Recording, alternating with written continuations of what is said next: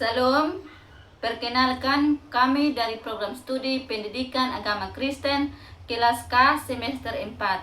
Tugas dari mata kuliah Teologi Religianum. Di sini kami akan membuat video tentang bagaimana teologi agama-agama membantu kita hidup dalam kemajemukan di Kota Kupang. Sebelum kita masuk dalam materi, izinkan kami memperkenalkan nama. Saya atas nama Mariti F. Una dengan NIM 101-2024-0345.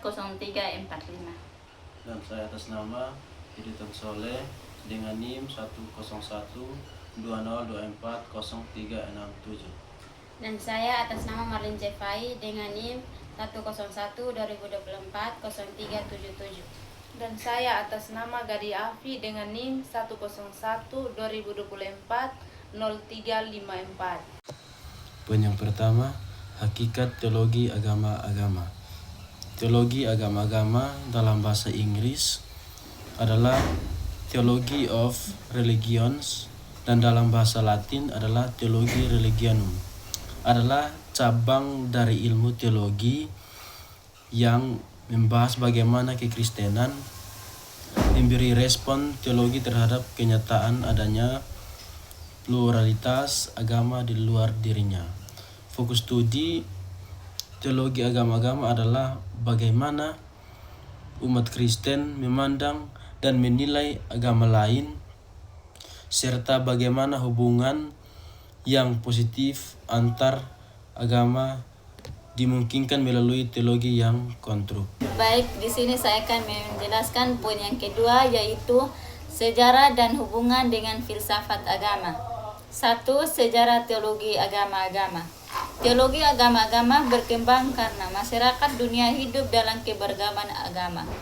Dahulu, hubungan antar agama sering menimbulkan perdebatan dan konflik. Namun sering perkembangannya zaman, muncul pemikiran untuk membangun dialog, toleransi, dan kerjasama antar umat beragama.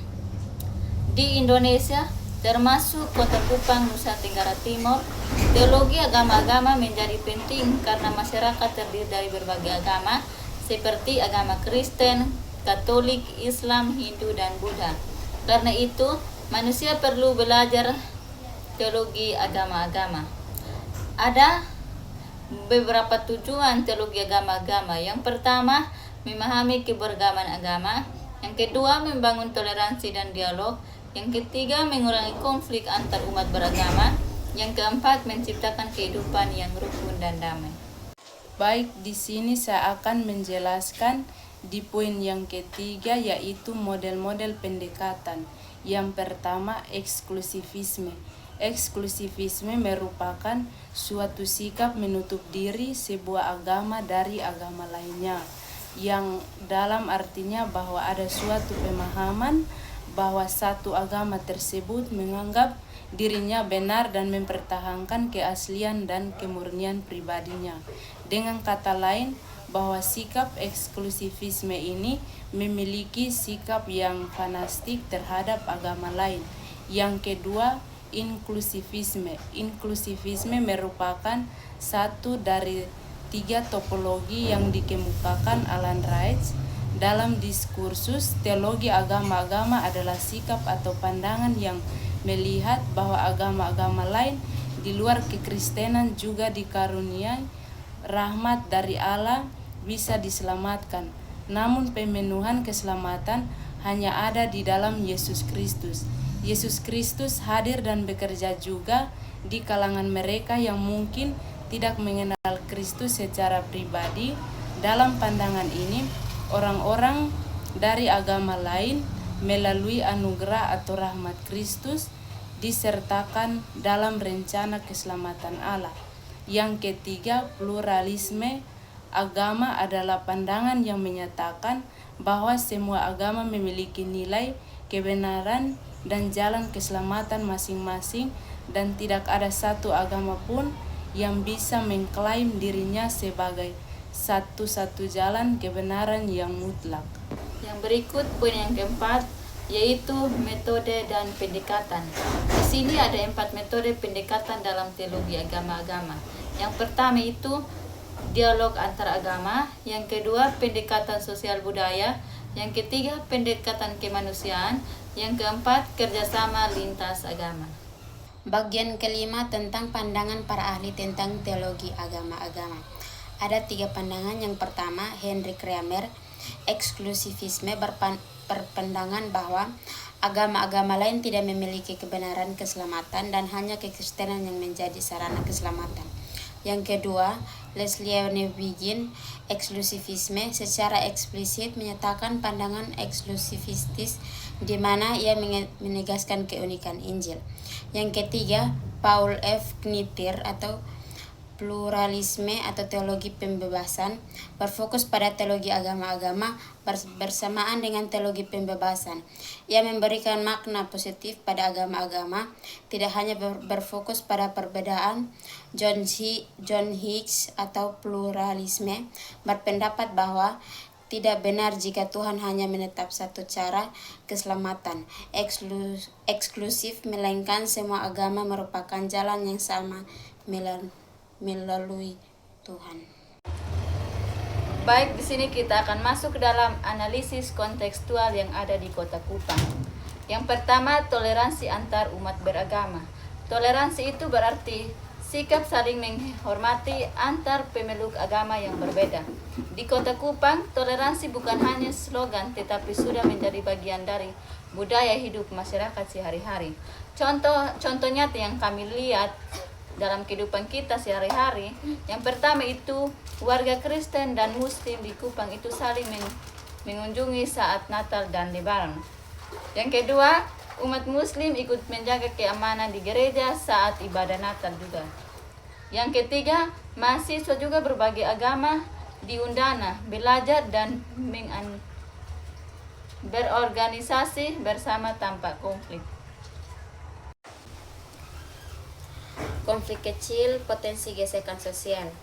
Meskipun Kupang dikenal damai, tetapi ada potensi gesekan yang perlu diwaspadai dan dikelola dengan bijak.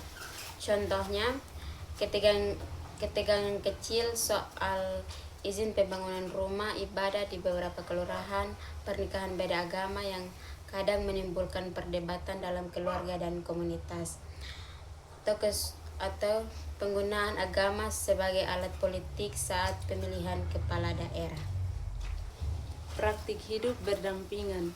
Hidup berdampingan berarti secara aktif menjalin kerjasama dan hubungan positif dengan sesama meskipun berbeda agama dalam satu komunitas. Contohnya, gotong royong membangun jalan, membersihkan lingkungan, dan membangun rumah dilakukan bersama lintas agama. Peran gereja atau masyarakat. Gereja dan tokoh masyarakat memiliki peran penting sebagai perekat sosial dan agen perdamaian di Kupang. Contoh nyata yang pertama, GIMIT aktif membuka pelayanan sosial seperti pengobatan gratis dan bantuan bencana yang terbuka untuk semua agama. Yang berikut, gereja-gereja di Kupang membuka posko bantuan saat bencana tanpa membedakan agama korban. Dan yang terakhir, organisasi mahasiswa Kristen seperti GMKI mengadakan kegiatan sosial bersama komunitas lintas agama. Refleksi dan kritis. Bagaimana kita sebagai mahasiswa memaknai perbedaan? Kalau menurut saya, bagaimana kita sebagai mahasiswa bisa memaknai perbedaan yang ada? Ya, contoh kecil di Kota Kupang. Kalau menurut saya, di Kota Kupang ini perbedaan hanya itu sebagai kuantitas saja. Artinya bahwa banyak agama di Kupang sini, tapi kalau kita melihat dari dia punya kualitas, banyak agama tapi sikap toleransi saling menghargai agama itu selalu menonjol. Artinya bahwa ketika umat Kristen melakukan ibadah, tidak pernah adanya gangguan dari agama manapun. Artinya kita saling menghargai agama masing-masing.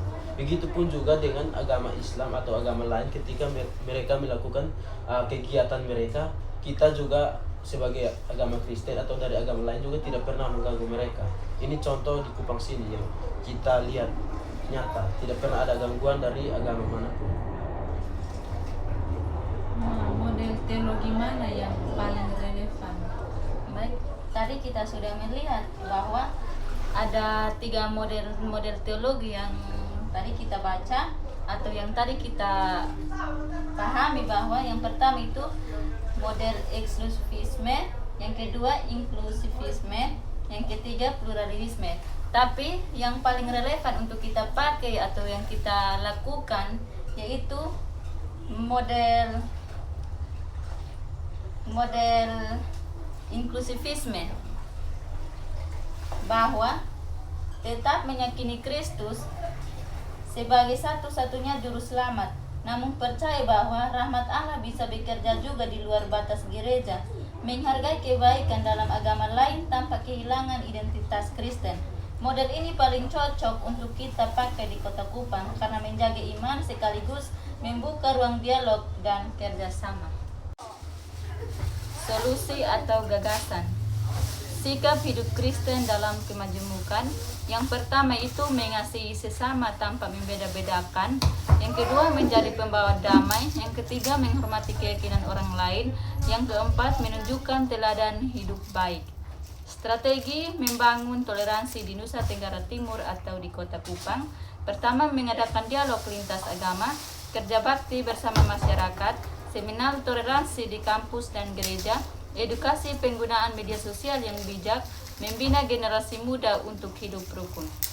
Kesimpulan, teologi agama-agama sangat penting untuk membantu masyarakat Kupang hidup damai dan kemajemukan. Dengan memahami perbedaan, menghargai sesama, dan membangun kerja sama, masyarakat dapat menciptakan persatuan yang kuat di NTT.